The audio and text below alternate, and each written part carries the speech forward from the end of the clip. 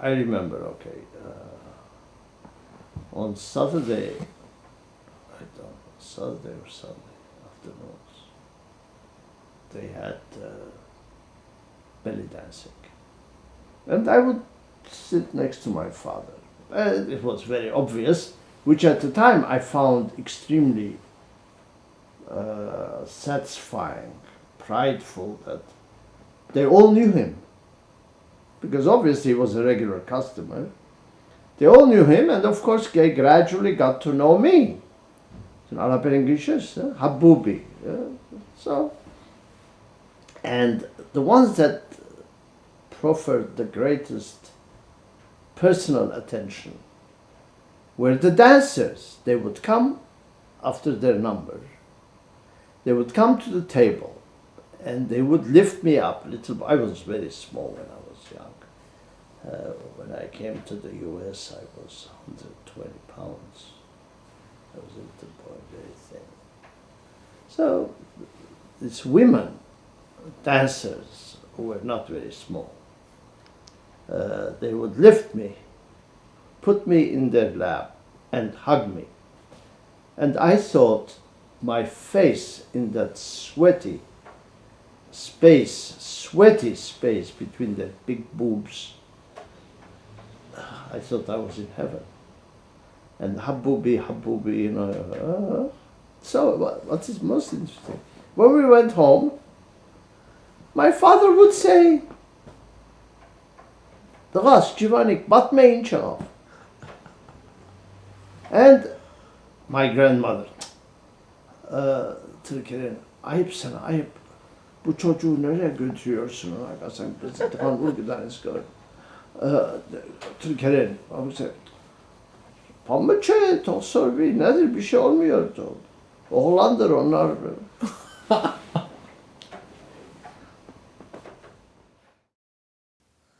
Years ago, given my difficult times with my son, he said, "Well, how do you know when your life is not a waste or is good?" I said, "I don't know, but here's my criterion." I said, "If you're just sitting in a room with a group of people, whether you know them, they're strangers, whatever, and you got up, and when you left, if behind you, after you leave, nobody says, 'What a jerk,' you have lived a good life." I have no fear that if I leave the room, somebody will say, "What a jerk."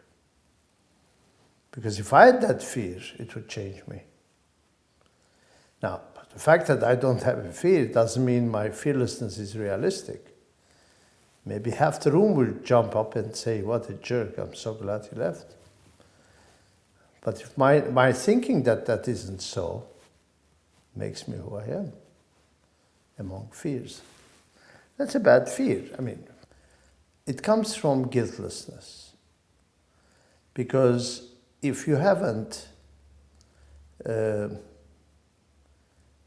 been mean, insensitive, deliberately hurtful, deliberately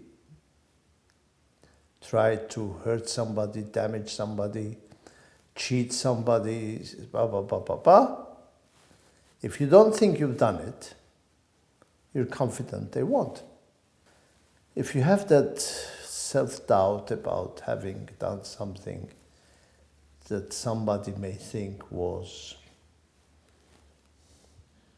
not immoral, but wrong, then you have the anxiety of what I call discovery. It means somebody, when you leave the room, is going to say, "What a jerk." Perhaps there is no bigger illusion. Perhaps it goes beyond illusion, it's a delusion. You know? Well, yeah. Given one's long life experiences, ups and downs and jobs and lack of it and things and obligations and things, there are fears of being let me use such an elegant word that removes its pathetic nature. There is a fear of being impecunious. You know that word, impecunious? Meaning without money. The question is not being poor or rich. The question is, at a given moment, not having money. Not wealth, not power, not just plain not having money. The fear of being impecunious is a fear. People who've never had that fear are very, very, very different than you and me. That's a different category of human being. There are some. And they always look like they came out of the shower. Always. It's very interesting. Imagine if that category completely disappeared from your life. Completely. Or mine. I would be a very different person.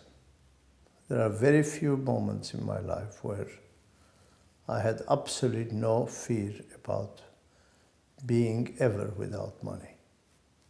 That fear persists. We lived on the 4th floor in Beirut. On the 1st floor there was a Greek family that had 2 really sexy daughters. I mean, I was all of 14 or 15 years old. They were a bit older, but considering to the straight, uptight, conventional, proper family we had, and my sisters and so on, the Greek girls on the 1st floor were like visions of wild everything. They were more emancipated, they were more free, and they were a year or 2 older than I was or whatever, but we didn't have much social interaction, even though my mother knew Greek. So I used to tease my grandmother. My grandmother used to walk down and carry me on her shoulder up 2 or 3 stories to make sure I didn't get tired since I had asthma. So I would sometimes say, Grandma, you know, why did you talk to the woman, the Greek woman, Krista's mother, and maybe you can arrange something, I get to meet them, and I wasn't saying, introduce me, I'm gonna screw them, but play, no, joke, hold hands, look at the face. At least tell them who my name is, or I know their names. Anyway, it's okay. Later, when I continued this nonsense, and I was getting more insistent, because the girl, the older one, was a turn-on, Jesus Christ, compared to my family girls. And my grandmother said, İncisa,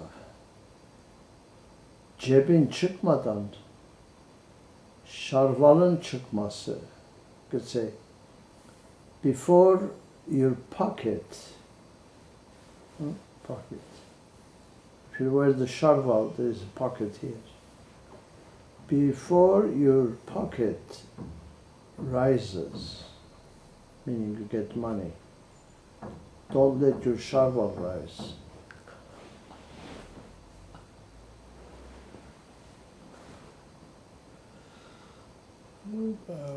How much better can you get?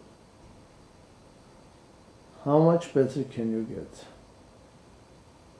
Oh my God, look how different I look.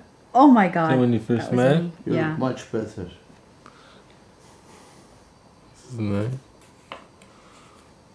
Oh my God, I really did look like 18, didn't I?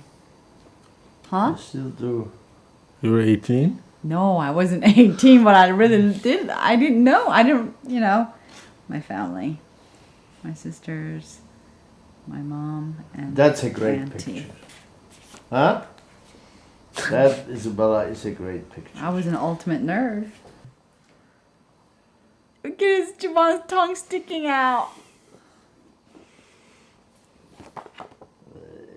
I miss the son of a bitch so much. Oh my God, I really, really, really miss him. Shit. I remember I was telling you the other day about what I made Robert Redford repeat after me. And that was very funny because his board of governors, his lawyers, his Hollywood business manager, he said, they all ask me, what do you do? I said, what do you mean by that? He says, like, he said, you and I get along, we talk, we know what we're doing, etc., etc. But how would I describe you? Are you do you want to be called a whatever? I said, you mean what's my specialty? Or my title? Or what? He says, yeah. He said, look, it's Barry who tells me, what does Jivan do? What should I answer him? What should I tell him? Jivan is a... I said, well, that's silly because I'm undertaking a big planning job, so you can say he's a planner, right? He says, yeah, you know, but I mean, a planner can be an architect, you're not. A planner can be an economist, you're not. I said, look, if I weren't embarrassed, at the time I didn't even have a business card. I said, if I weren't embarrassed, Bob, I would have a card that would say the following. But it would be so pretentious, so embarrassing, so silly, so perfectly accurate that I'll never do it, I'll never have it, and I'll never let anybody see it. He said, what would it say? I said, here's what it would say. Jivan Tabibian. Underneath it would say, purveyor of good judgment.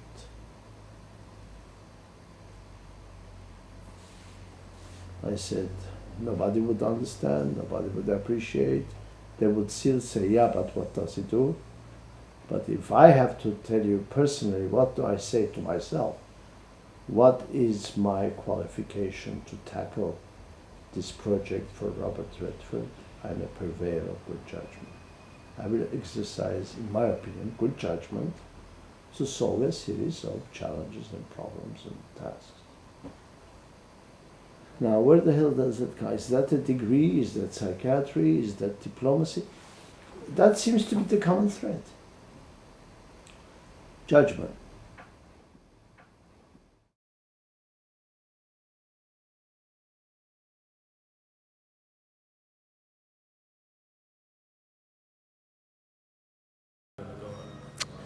Okay, Hrair, I didn't know when I would ever be able to use that on screen. Let me use my answer to those kinds of predictions.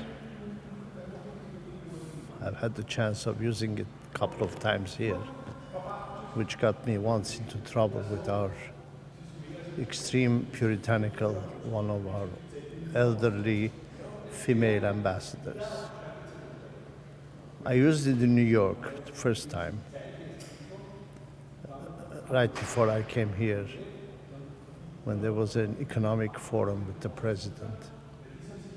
And I won't say in answer to whom, a very prominent American Armenian who is extremely influential and prominent in shaping culture and policy. He was quoting an article from The Economist. The year was 98, about Armenia's economy, growth, chances, blah, blah, blah, blah, blah, blah. Let me tell you, I said statistics remind me of the bikini of a woman. What they show is extremely interesting to me. But what they cover is vital. That's my comment about statistical projections of the future. linear projections are always wrong. I went first to Armenia in '63. Simple reason. I wanted to see what was this place that had some thing about who I am. I went to Ukraine, I went to Russia, to Tiflis, but the destination was Armenia. So, and it was a place where there were Armenians. In no way were they questioning about who the hell they were. The thing that most shook me up, I was flying from Moscow to Yerevan on Aeroflot. Suddenly, this is one of those, what I would say, light experiences. The pilot, in perfect plain Armenian, Hrair, got on the microphone. It was an old Aeroflot. Got on the microphone and said, Sireli հայրերագիցներ, հայրեն, մտանք հայրենիքի օթային տարածքը. And I still get goosebumps, I get very emotional. Because those are what I call the meta-rational experiences that are not rehearsed, that are not processed, that are not. And in unison, without any distinction, whether it was Hayastanzi High, or tourists, or visitors, or me, as if some sort of hidden signal simultaneously pushed a button, and everyone on that plane who was Armenian, not Hayastanzi, but Armenian, started singing Mair Hayrenik. 44 years later, I feel like crying. Because it was like, and you can imagine the impact of that on the diasporans. I'm talking about 1963. I've never forgotten that. You see, those are the pre- and meta-rational dimensions of identity. But you can only experience it if you've had the experience. You know? Why do people miss you so much? I mean, you're going to tell me you go ask them, but I'm asking you. No. I mean, I have an idea. Look, my sense of freedom, my being good in my, well in my skin, I think generate and project a high level of comfort among my friends. I'm not needy, I'm not anxious, I'm not insecure. And it allows me to be psychologically generous. But it's a generosity of spirit that comes from my own self-comfort. And people rather be in the company. Well, you know what? It's the same thing yesterday with those Balkans. Huh? I mean, they're not Armenians, they're Balkans, they're ambassadors, right? Why do they like being with me for lunch? Well, you know, people say, well, you have interesting ideas, you put them interestingly, blah, blah, blah, blah. But the real reason is they can leave their badges, their coats, and their medals at the door, and enjoy being with somebody that is comfortable with himself. There is no linear anything in my life. Everything is a coincidence, what I was saying. Absurd mess of forks and branches and diversions and in every possible goddamn direction. Everything. Not one thing was before the day it happened predictable or planned. Nothing. Nothing. That's my life. I'm very happy for it. And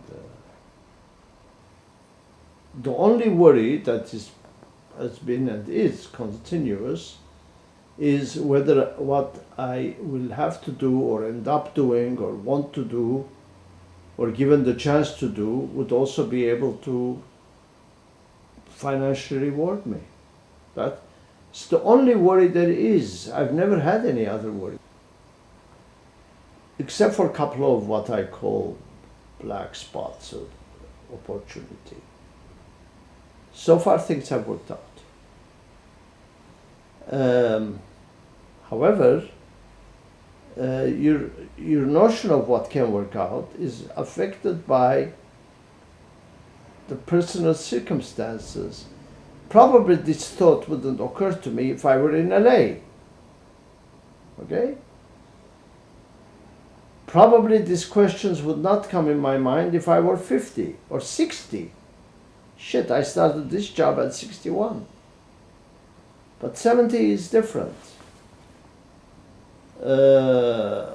And zero backup and so on. So, some worries are not disconnected from reality. Now, doesn't mean it's gonna make me stop thinking, working, eating, drinking, sleeping. But can I say that it's absent from my consciousness? That would be bullshit.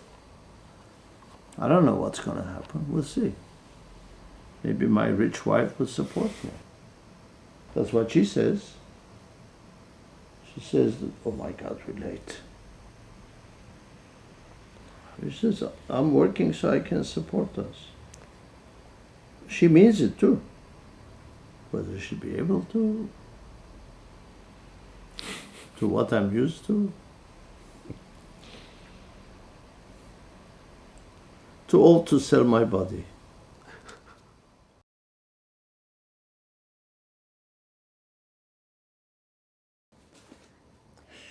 I'm going to show this, Jivan. What? This was two girls. After earthquake? No, but If you stop laughing, what the hell was this? that was Jivan's wild days, and they made a big party for Jivan on your how many 50th birthday,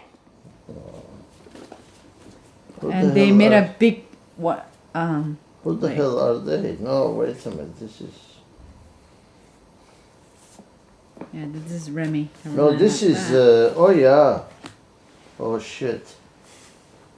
Oh, this is at the marina. Yes, dear.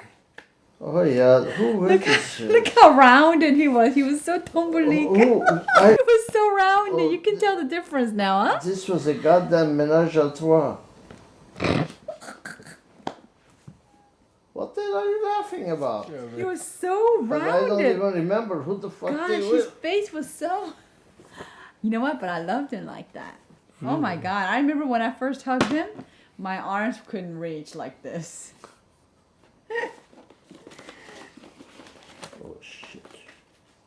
I swear on my mother, I don't remember who they were. That explains it. That's how much fun he had with girls.